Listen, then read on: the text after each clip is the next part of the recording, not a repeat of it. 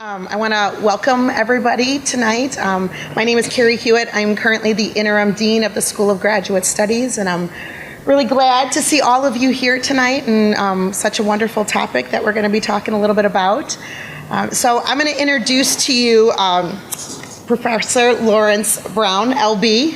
LB has over 20 years of experience in corporate education, leadership development, diversity, equity, and inclusion, and executive coaching.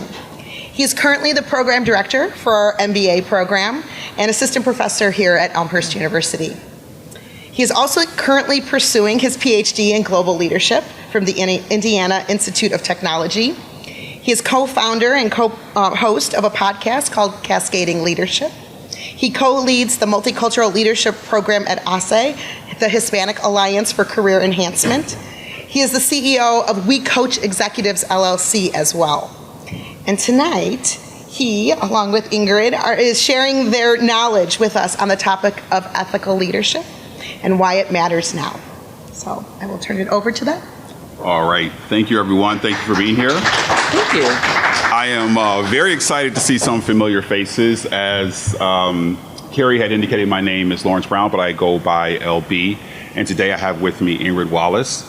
And so I want to tell you a little bit about Ingrid before we get started. So Ingrid has worked for some of the most storied brands in the country and the world, actually. So Ford, GM, Disney, McDonald's. And I actually met her at Enterprise Rent-A-Car, where she trained more than 11,000 coaches and managers and leaders.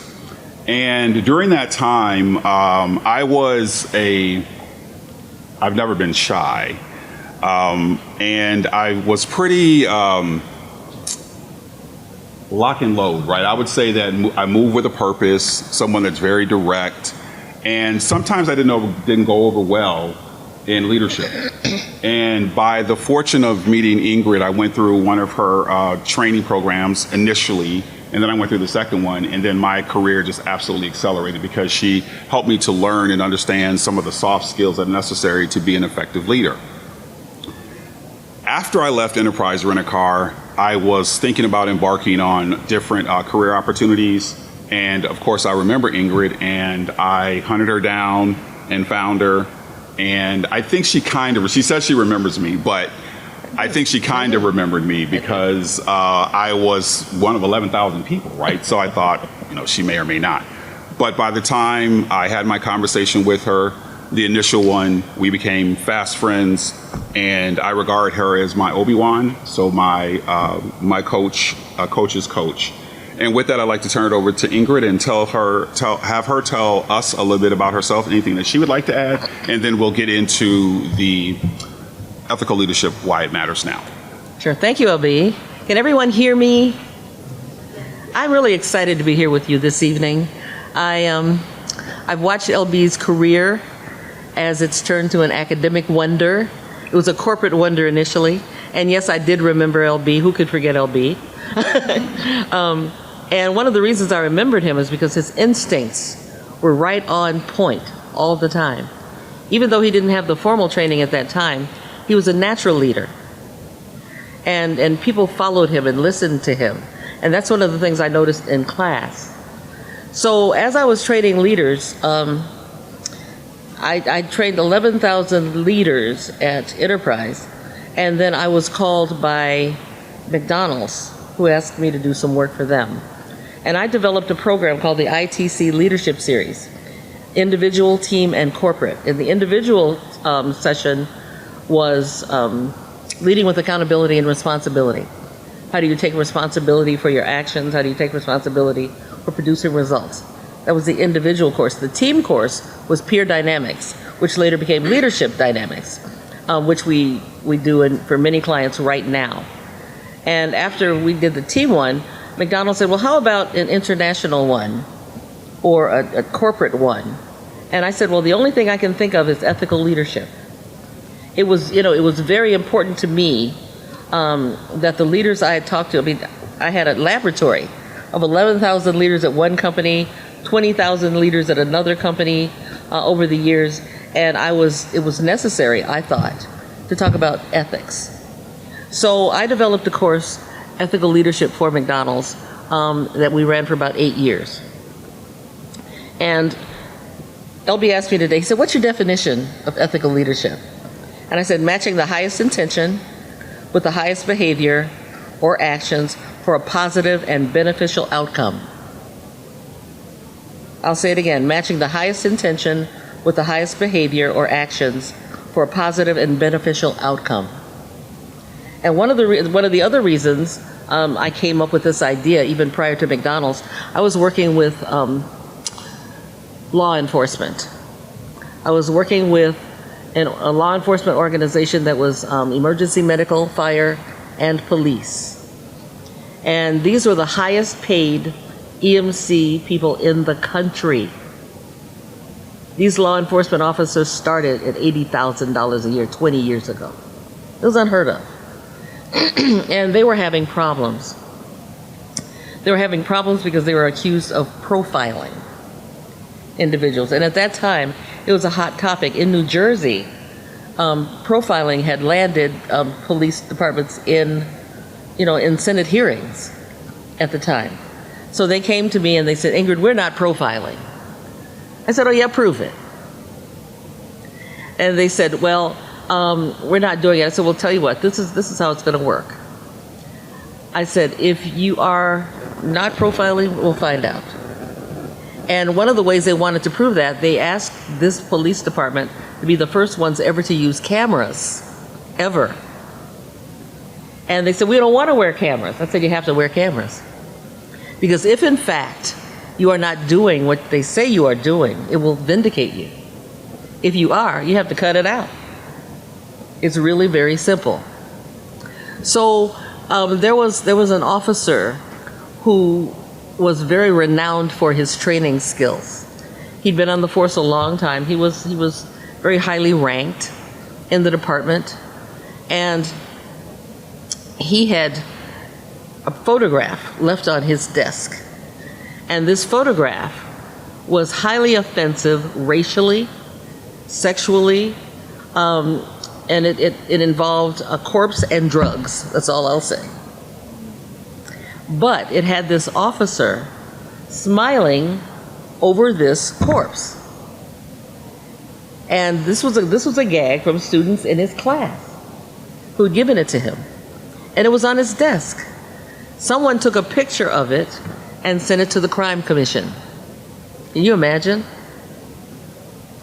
And so they squelched it right away. And they said, Ingrid, what should we do? I said, throw the book at him. And they said, but he's such a nice guy. I said, yeah, but you're going to have to throw the book at him. You're going to have to do it. You're going to have to, put him through the paces. So they said, what would you do? And I said, well, I've got this course, Ethical Leadership. I've got this inventory that I'm working on. And I would like to put him through the ethical leadership battery that we've gotten and talk about how it works. And it's very simple. It matches your intentions on a scale. It matches your behavior or actions on a scale. It matches that, the two of them, and it comes out with a rubric. Mm-hmm. And it's really simple. What if you had high intentions and low behavior? What's the short-term effect of that? So let's get them to that after we talk about a couple things, because okay. I want them to get a sense of. So you mentioned what's happened from the standpoint of a more micro perspective, mm-hmm. but when you think about what we're seeing today on a more global level, mm-hmm. right? So, for example, for those of you that are familiar with FTX, which is the Bitcoin, the cryptocurrency mm-hmm. Company, mm-hmm. Theranos. Everyone familiar with Theranos? Right. Two really big ones are examples mm-hmm. of where ethical leadership went awry. Yes. Right. So, tell us a little bit about what you see and, in fact, why ethical leadership matters now. Okay, I was actually going to get to that, sort of, kind of. Yep. The fact is, I'll say it, I'll just tell you the end really quickly. He had high intentions and low behavior. Because he thought that he was, helping his buddies, the students in his class. He was being, congenial. But the actions, actually leaving that picture on his desk, it ended up with a negative impact, which is short term, and a negative outcome, which is long term. It got me to thinking, and it got a lot of people in corporations to thinking, how do we evaluate our own actions? And we're seeing with, Fairnose and with the Bitcoin industry, how what happens when a leader does not account for their own intentions.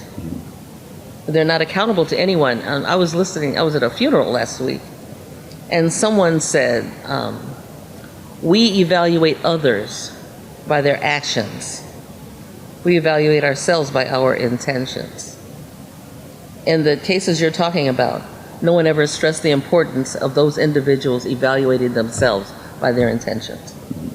So why do you think, though, that I would imagine that someone that amassed $700 million along the way and telling stories about basically, so for Theranos, the idea that you could detect all of these different diseases from a drop or a few drops of blood, the person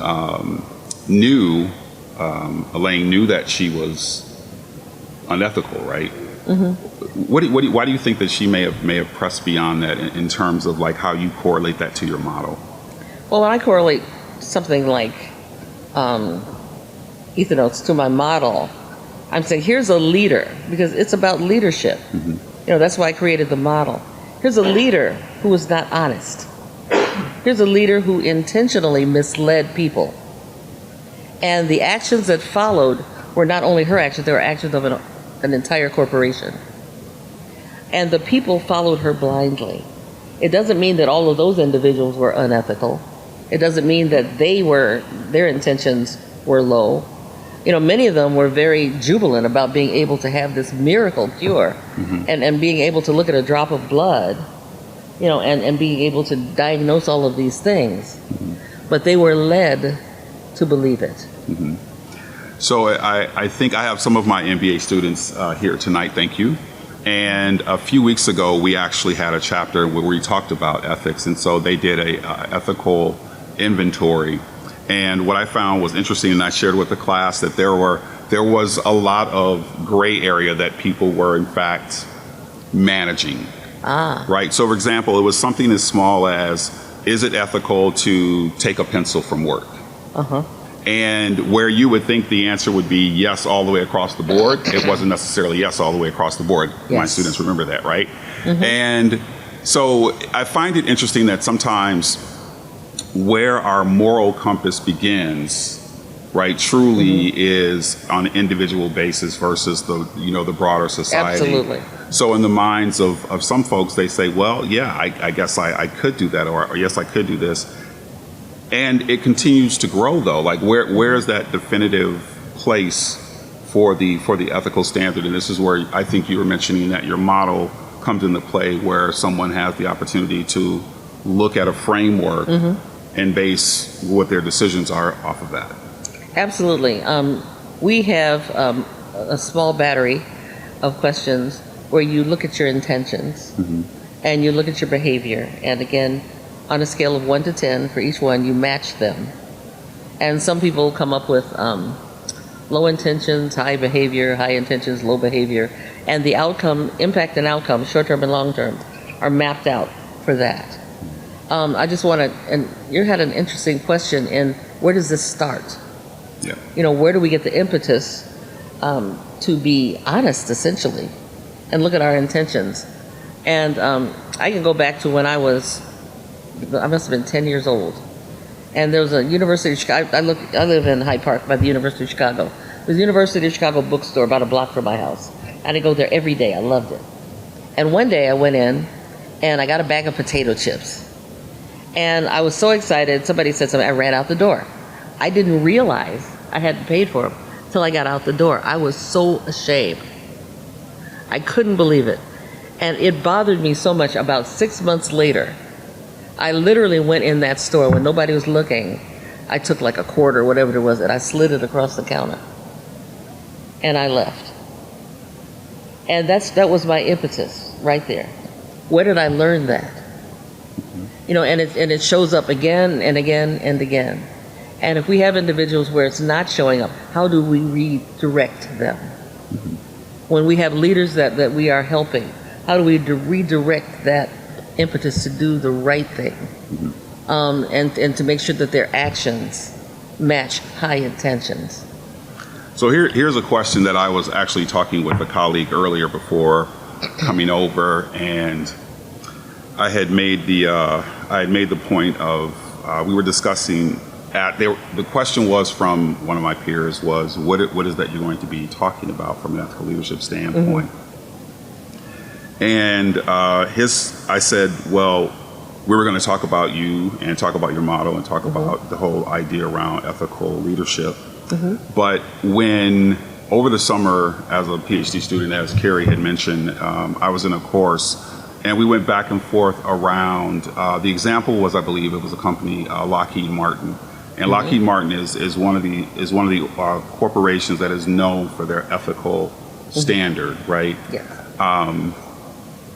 And I made the correlation that one of the things that I thought had a part in that was the actual system where a lot of the leaders were former military, where there's rank and file, there's order, there's a sense of a code. Yes. Right. Yes. But how do companies that don't necessarily have that instill the idea of ethical leadership, ethical behavior at the grassroots? It's really interesting you say that, because many times it comes from the leader. It comes from the very top of the organization. It really does. I learned that working for the Walt Disney Company. I learned that people were going around, all they wanted to do was please other people. And it sounds corny and it sounds ridiculous. But at the same time, there were people who wanted to do the best thing possible for the organization because they thought the organization made people happy. Sure. So I think that when we talk about at the very base of the organization, the leader is going to help determine that. The mission statement is something you've helped me develop mission statements in the past with many organizations. And I said the mission statement is who you are, what you do, and the spirit in which you do it. And if individuals understand that at the lowest level of the organization, many times if the mission is truly who you are, what you do, and the spirit in which you do it, you're going to find out that they are going to follow that mission. I go back to when they talk about the first space missions, the Apollo space missions, put a man on the moon. All they knew was they said there's moon, man, moon, and they couldn't put it together. But when the mission put it together, all of a sudden, people who were doing the riveting said, we're putting a man on the moon. People on the assembly line said, we're putting a man on the moon. I saw at Walt Disney when they were winning Emmy Awards, in the cafeteria, they were saying, we won 3 Emmys. I said, no, you didn't. You're in the cafeteria. Or they said, the person sweeping the street on Dopey Boulevard and Mickey Drive, right? They said, we won 3 Emmys. I said, no, you didn't. You're sweeping on the drive. But they had that spirit. They knew that they had done something important to help that organization. Sure. We have a number of students that are here, and in class, I have mentioned to many of my students, it's particularly the ones that are coming right from undergraduate and they're pursuing the MBA program. Many of them, I've shared with them, they believe that they're stepping into the corporate world and it is going to be perfect. That they're going to meet, that they're going to, I wouldn't say necessarily perfect, but certainly the expectation that they're going to have leaders that are fully developed. They're going to have people that will be concerned about their careers. And as my MBA students have heard, that everything that I do in terms of coaching, training, developing students is that I ask them literally to be selfish, right? This is your opportunity to develop and create your level of expertise that gets you the furthest, right? Be intentional about what your MBA journey is going to be 1 to 3 years after you graduate, right? Literally tell people that, hey, I'm in grad school right now. I need to focus. But one of the other aspects of it is that making sure that they're clear and they understand that when they step into the workforce, that there is an opportunity for them, right? Because they have a better sense of clarity. What would you suggest as something new graduates, alumni can focus in on developing that true sense of ethical leadership? Well, I would say, it's a great question, by the way. I would say that one of the misconceptions is that leaders are fully formed. You know, when you come out of graduate school and you see a senior manager, somebody in the C-suite, they're fully formed. They don't need help. They are not, by any stretch of the imagination. If they're any good, they're lifelong learners. We see that in someone like yourself, always wanting to learn more. And as an executive coach and a C-suite coach, what I like most of all is I get to talk to people about their intentions. I get to see the root of where they're coming from. I get to predict where they're going. I get to go with them there or help divert them someplace else. Okay, I have that honor, to be able to do that. And when you get into the corporate world, you're going to be evaluating your leaders. It's okay to do that. It's okay to question the people you work for. It's okay to question their intentions, sometimes out loud. What do you mean by this? Why are you doing that? I have a person who was a CEO for a $6 billion company. And she had a leader that followed her around the world when she was going to give a presentation. The night before the leader would show up at a cocktail party. Doesn't that sound supportive? Well, the intention was so the person could point out that woman worked for him.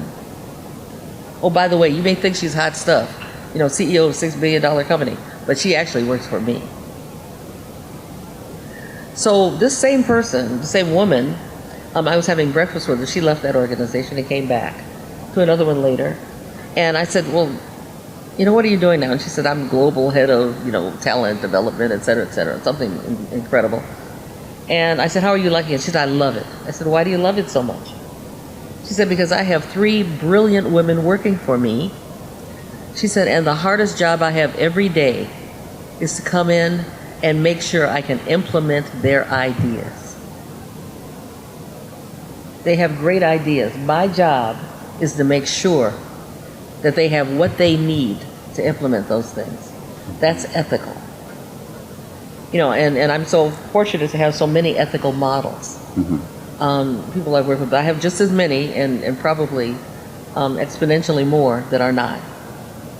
So you talked a little bit too about the coaching that you've done, and I don't think I prepped you for this question, so here it goes.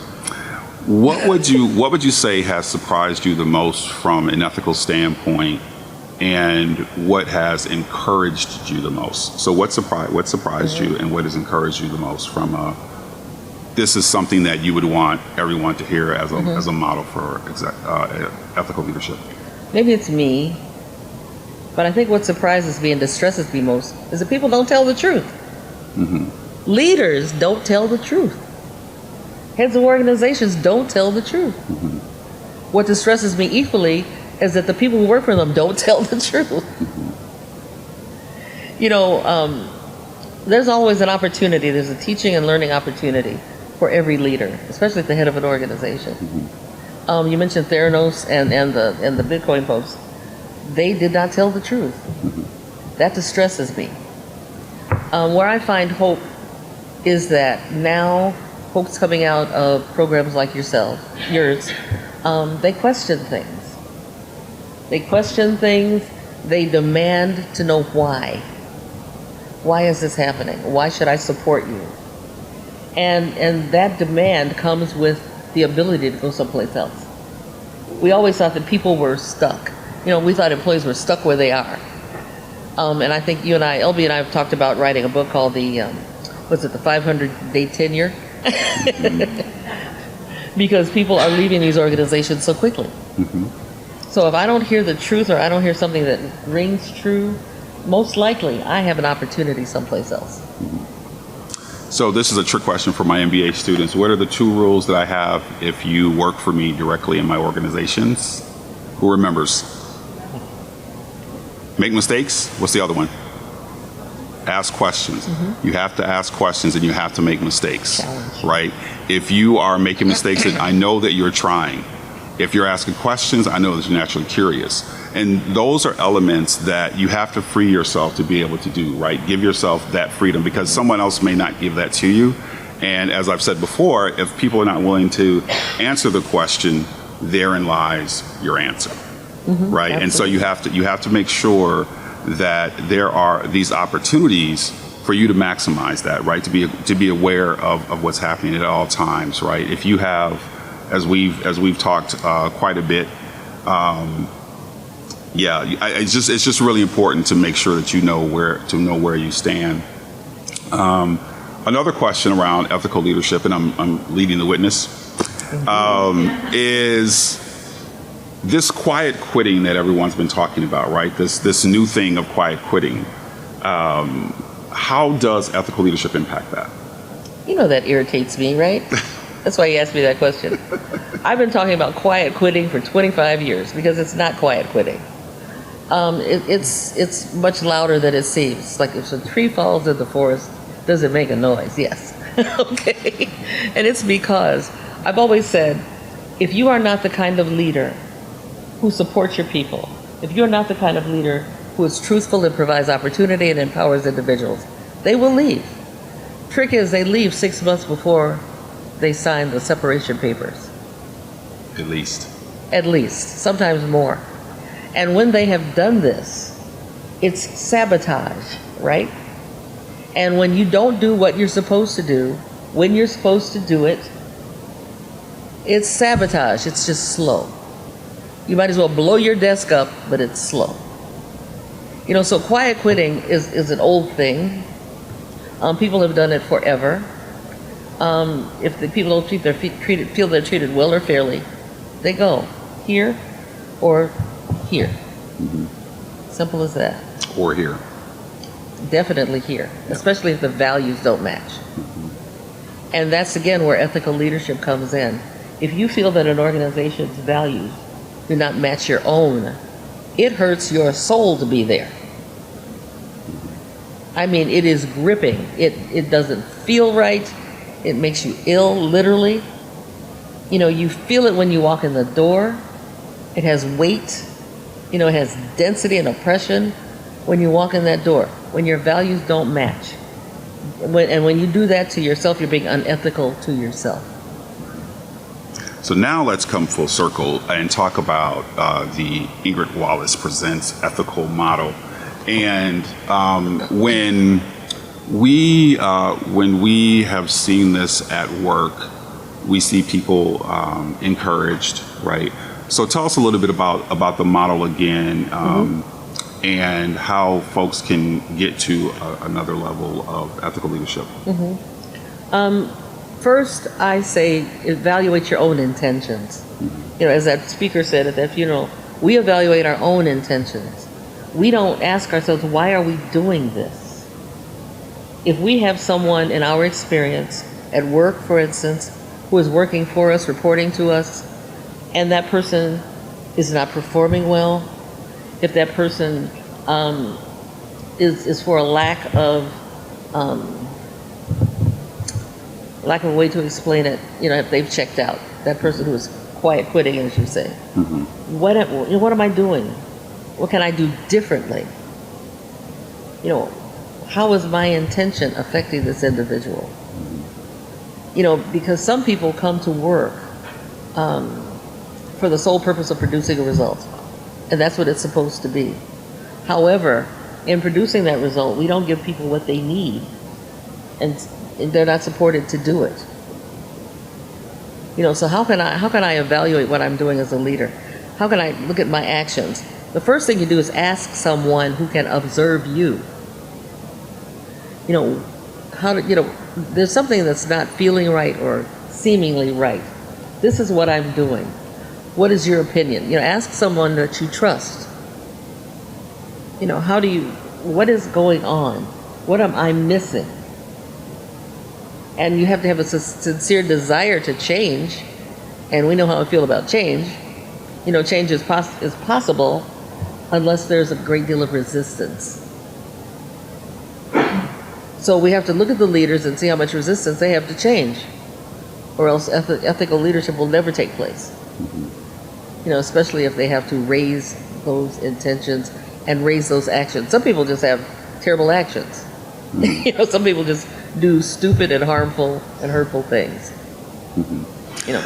I think a lot of times, you know, one of the observations in having, you know, managed high performing teams is that our messaging can also be unclear, right? I mean, when you say, "I need you to get it done," but you don't define what getting done is, right? You're pretty much leaving it open to each person's interpretation, which is why you'll find that a lot of organizations will have like codes of ethics and that sort of thing to help there be a guiding light, a mantra of sort to follow. And so that's why I like when you describe the way that you describe the mission statement, because the mission, the vision are absolutely important and helps for individuals to be able to see, you know, what is the guiding light for the organization, and hopefully you do align with the organization, the ethical behavior or the ethical standard of an organization. I'm thinking through, like, for me in my careers, right, the different careers that I've had, and I think everyone has had this idea of a code of ethics. But when I was talking to my colleague earlier, one of the things that I was saying is that the concern sometimes is that it's more, I'm doing it to reduce a litigious event as opposed to it being the right thing to do. I want to back up to something you said earlier.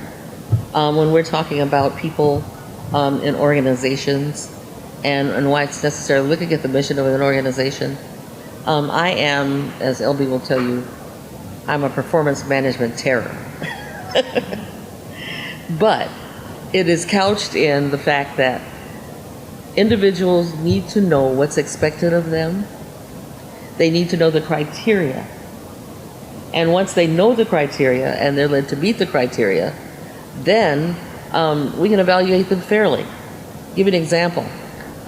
Most times I ask folks, you know, why did you come to work today? And they say, I got a mortgage, I got kids, they're in college. Wrong. It's to produce a result. You have a covenant, an agreement with your organization that you're going to produce that result. How are we going to go about doing it? How are we going to go about making that happen as leaders? First of all, we're transparent. We tell individuals what it is we expect of them. We give them the opportunity to do that. We coach them when they're not quite making the mark. As LB says, make those mistakes. We have to coach them and get them to the point where they do what we need for them to do. If you're not meeting goals of your department, or if you're not meeting the goals of your manager, supervisor, division, the organization is not going to meet its goals. And there was something that you mentioned that I wanted to touch on when you were asking for folks to reach out. From a coaching standpoint, the technical term is a 360 feedback. And the first time that I really heard 360 feedback was from you way back in the enterprise rent-a-car days. And what I found is that more organizations are actually doing it. So a 360 feedback is basically a survey of sorts that you'll send out to people in an organization, and they can be, I prefer mine to, I want to know who it is, but of course for people to feel more comfortable, it's anonymous, right? So that, but for me, I like to know because I like feedback. I like people to be candid with me, right? One of the challenges that I've found is that Ingrid has helped me with over the years is that everybody else doesn't like candor, right? Because we're a society where we're teaching people how to be nice. But the challenge with that is for me is that I need the feedback. I need if it's broken, I need to know that it's broken. And if I broke it, I need to know that I broke it so that I know how to fix it, right? Or I can ask, well, how do you fix it? But if no one's telling you, right, then you don't know, and then it continues to happen. So I like candor, and so I'm not sure if I'm supposed to, but book plug, Radical Candor by Kim Scott. I know my MBA students are laughing at me because every class I will give a book to read, but Radical Candor is a very good book to read. that talks about this and how it can help you to develop. And I think that candor, in my humble opinion, is an example of ethical leadership. You should let people know where they stand. Absolutely. No question about that. And I just want to put in a plug for my ERRC, my Executive Reading and Research Coach, SLB.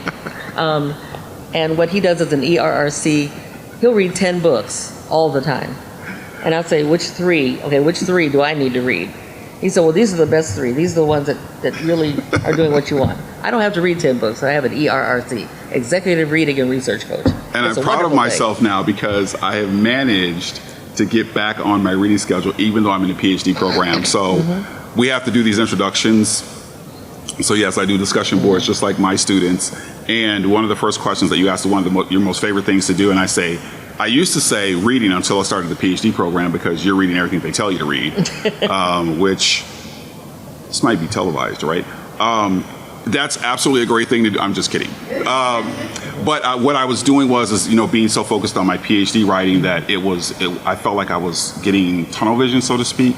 And one of the reasons that, in my opinion, that it's important to read is it helps to broaden your perspective and it helps you to stay abreast of what's going on. And so I try and read things that I know absolutely nothing about, right, to help, trigger the brain and that sort of thing. I want to be mindful of time. And so, Ingrid, if it's okay with you, I'd like to open it up for any questions that anyone may have.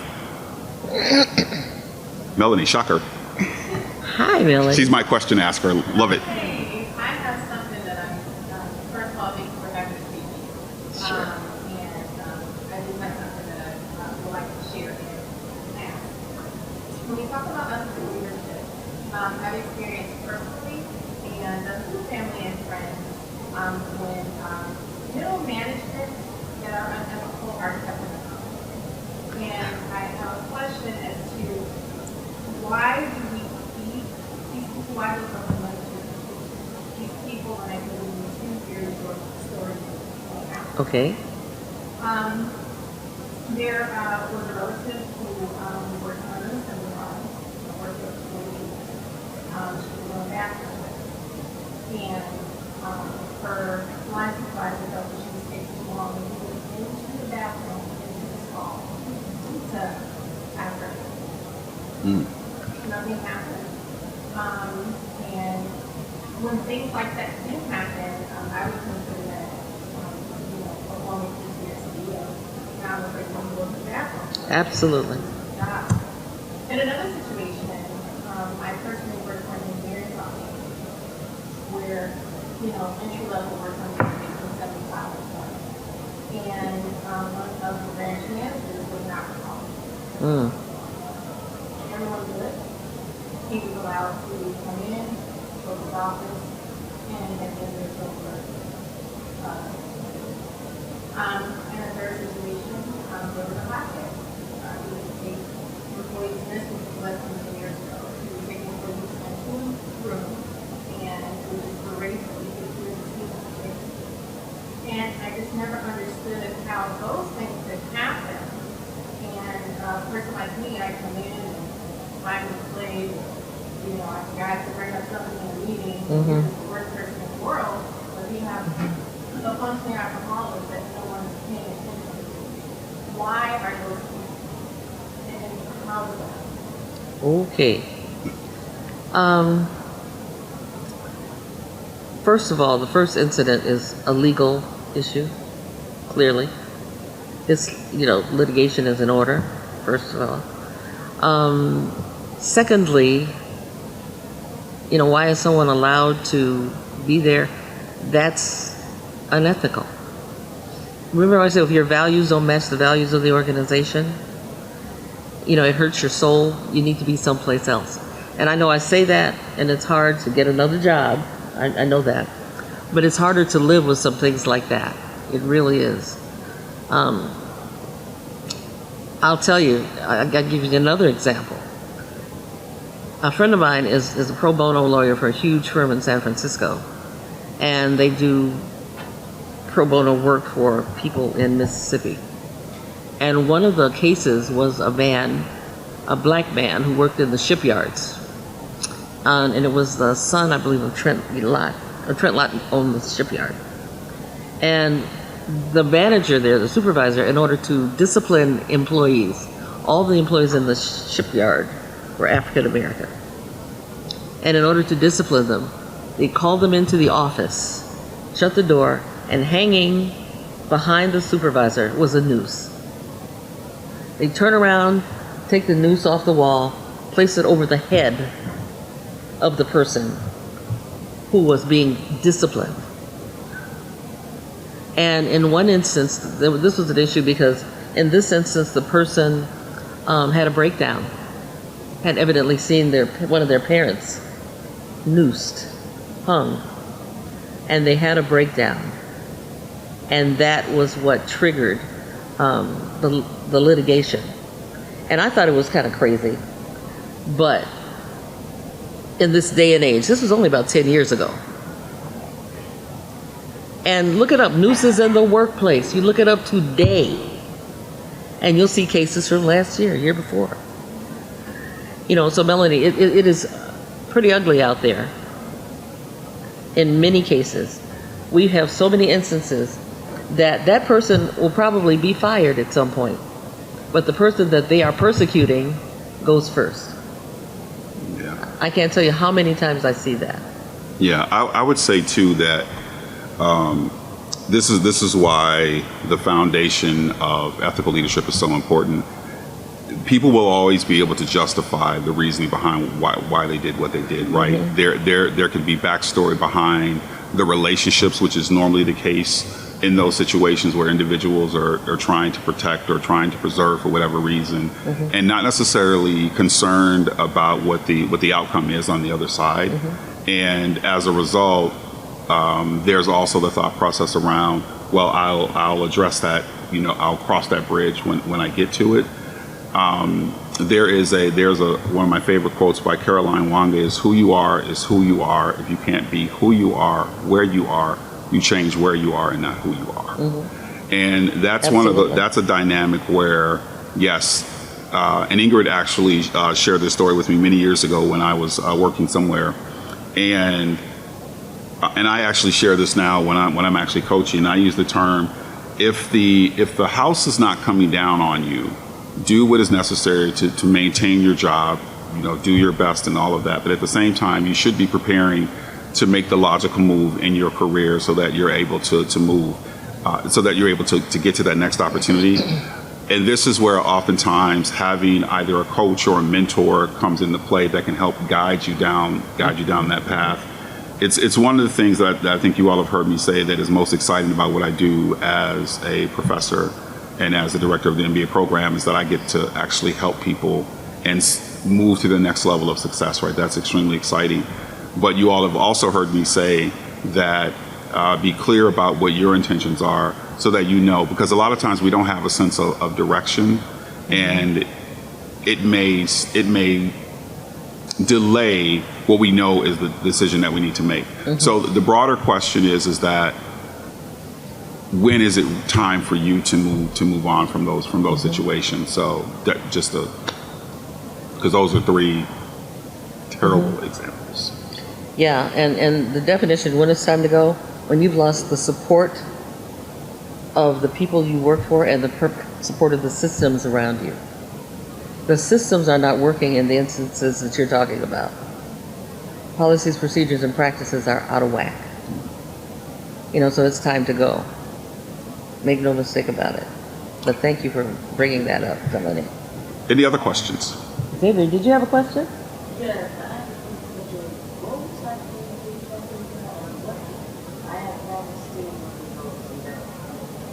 The new thing? Yeah, It's when people were hung black people were hung for what were supposed to have been crimes and they were not. And so this practice was brought into the workplace, and people recognize the noose for what it stands for. So if something is going on at work and the supervisor doesn't like it, the supervisor would bring out the noose because they would know it would frighten that person to death. And then they put the noose around their neck so they could get them to obey. And that was wrong, illegal, and very unethical. But thank you for asking that question.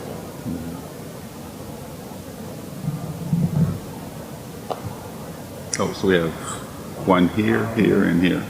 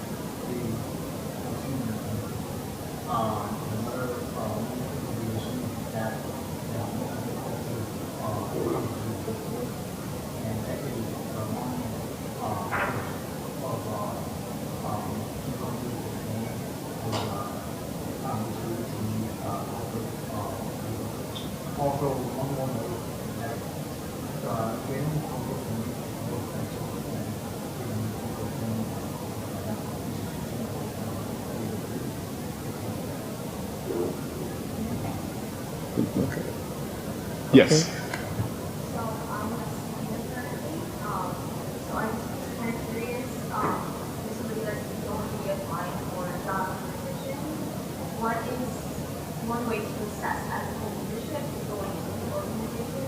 What do you look for? What are the test kind of like ways to test that without you necessarily starting to work in the organization yet, or even just at the beginning of being in your position? Yeah, that's a great question. Sure is. I would say one is that are you familiar with Glassdoor? So Glassdoor.com is a platform that evaluates organizations, and I would say that's a great first start. Secondly, I would say that if you are not on LinkedIn yet, join LinkedIn. And one of the things that I have done, and I'm a power user on LinkedIn. Like, I love LinkedIn. I use it for research more than anything else. But particularly, like, for example, if you were to connect with me on LinkedIn and you start going through and you see a company that you're interested in, let's say it's Coca-Cola, for example, right? And you see that we're linked together, then you would reach out to me and say, hey, I see that you're working at Coca-Cola. Would you have some time to chat about that? And you'd be surprised how many people are willing to do that, especially if it's someone that knows someone, right? So in a network, you may not know everyone, but you may know someone that knows someone. And so that's why the network is so important. But I think it is extremely important to do that homework. Ask people that may be in that same industry that work for a different company. Now, it could be that one company will talk about another company. Generally, I found that that's not necessarily the case. And so it also, by asking another individual within an industry, you may find that company may be a better fit once you've had the conversation with them. But Glassdoor, I would say probably, and Glassdoor and LinkedIn would be the two, starting points. And to plug the WCPE, that's a good place to start too as well, here on campus, where they can help you with any intel that they may have already. So intel all day long that gives you the opportunity to be able to have advanced information. Great question. Yeah, and if I Yep. can chime in on that, what's your name? I'm sorry. Claudia. It's a two-way street. Never hesitate to interview the company. Absolutely. You know, you are going to spend your time, you're going to spend probably a third of your life there, you know, for however many years you're going to be there, you know, a third of a day. You know, so consequently, you have the right to know what they stand for. You know, you can ask them, you know, how do you go about evaluating people? You know, how does this company support people? How does it support its people? What kind of programs do you have to develop folks? You know, what kind of charitable offerings do you have? You know, these are the kinds of things that get at your values, as I was talking about earlier. And you can learn a lot about a company's ethics that way as well. And this is one of the challenges that oftentimes folks that are younger, more junior in their career I never know what question to ask in the interview. Those are the sorts of questions that you ask, and you will actually impress the people that are interviewing you. Mm-hmm. And if they're not impressed, again, it's a sign, right? So ask those questions with those are great points. Mm-hmm. Luke, you're welcome.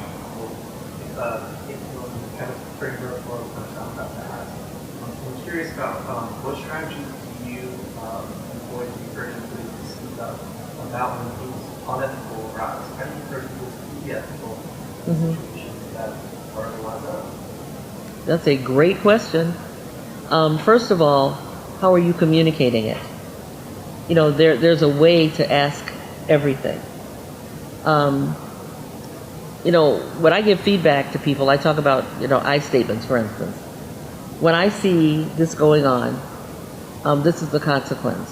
This is the way it makes me feel, and this is what I need to know. I think that the way we couch our questions is very important. We have to find out, you know, sometimes you want to do as much in writing as you want. You don't want to be accusatory, but you certainly want to know what's going on, and how and be very verbal about how it affects you. You know, I tell people when we use I statements, LB knows we talk about this a lot. For instance, very simple, somebody's coming in late and it's affecting the work, you know, your workstation. When I see, you never use the word you. When I see people coming in late, you know, it affects everyone, you know, in the office. It's frustrating. So from now on, what can we do to make sure that everyone's here on time? See what I mean? Yeah, it really works. And there's the other thing, LB knows I like the appreciation needs exercise. You know, if you want to give someone feedback about something, this is what I appreciate about you. People always want to hear that you appreciate something about them, because nobody ever appreciates you, right? You know, and so consequently you start with someone's name. You know, this is what I appreciate about you. You know, I appreciate the way you communicate openly. And what I need from you, that's the second part of the equation, not but. And what I need from you is to listen to me more. You get that? You get the message there? Or if someone doesn't speak up enough, if you don't speak up enough, I appreciate the really quiet and efficient and effective way you go about doing your job. And what I need from you is to hear from you more. See that?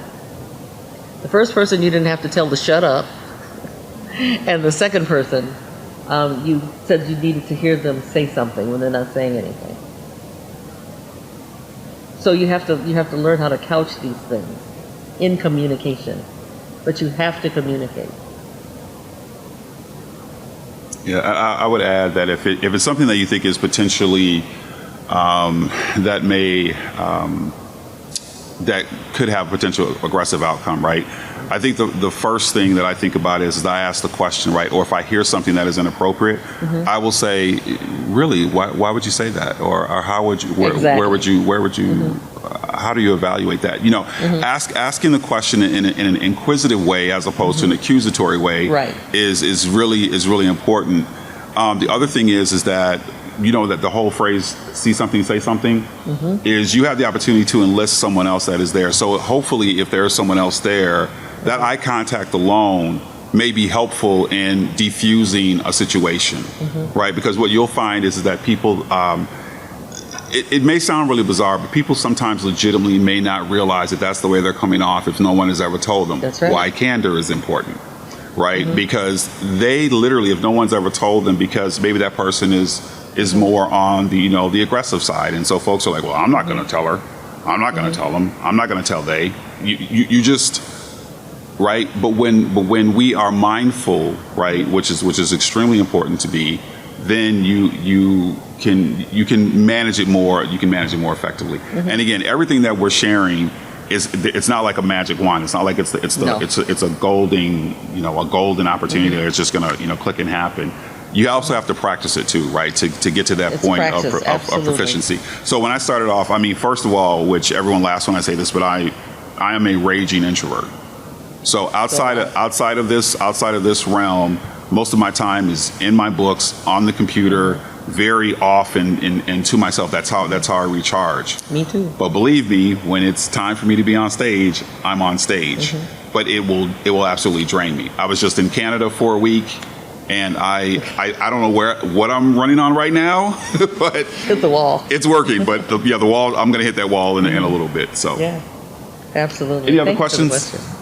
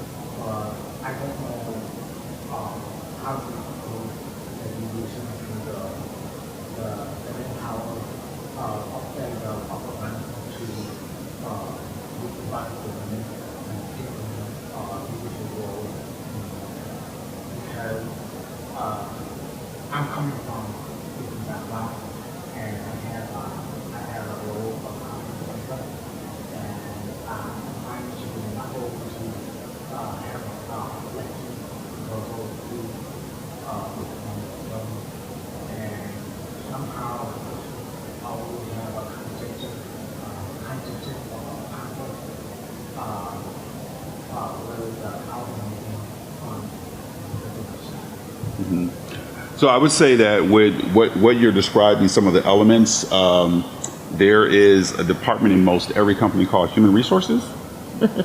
And that sounds like an opportunity where you're going to employ human resources, because probably something that we did not discuss is that every conversation is not necessarily for every individual, and sometimes it's important to employ human resources so that they can help give you the foundation and the basic what you can and can't do, what you can and can't say. It's very important to employ them as a part of being able to guide yourself through that, because you want to also make sure that even if you have the best intentions, your intentions they may not resonate with the person that you're actually talking to. So. Yeah, and you brought up something.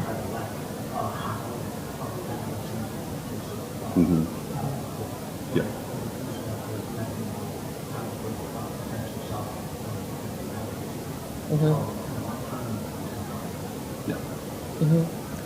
One of the things that was just brought up is attitude. I always say attitude is the way one expresses the way whatever they are thinking, feeling, or experiencing. That's what attitude is. A positive attitude, in my opinion, means that energy is flowing in the direction of producing a positive result. A negative attitude means energy is flowing in the opposite direction of producing a positive result.